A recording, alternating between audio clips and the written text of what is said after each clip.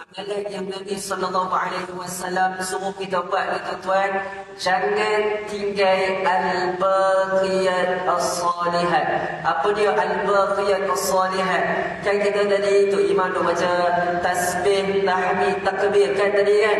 Yang ni lain, tidak apa-apa. Al-baqiyat as-salihat bermakna kita dah dengar zikir ni dah tiap-tiap kali tuan-tuan. Zikir dia apa? Subhanallah walhamdulillah ولا إله إلا الله الله أكبر سبحان الله والحمد لله ولا إله إلا الله الله أكبر. Berapa kali?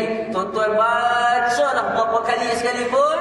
Sebab berbalik dalam hadis, sekali kita baca, satu kali kita baca, kata Nabi SAW, subhanallah, akan digugurkan segala dosa-dosa kita, jahat kita ni tuan-tuan, seperti mana daun-daun yang kering jatuh kat muka bumi Allah SWT. Allahu Akbar. Tuan-tuan bisa tengok pokok belam tak tuan-tuan?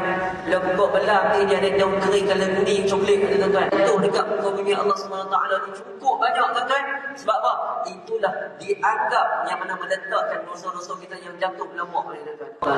Tuan-tuan, ayah-ayah, ibu, amal ni waktu bila? Amal waktu bila-bila mana saja sekalipun. Bahkan ulama kata lebih baik kita amal sewaktu mana? Lepas sembahyang subuh dan juga selepas waktu asar. Sebab apa? Di antaranya waktu yang paling cantik, paling afdal kita buat. Sebab apa?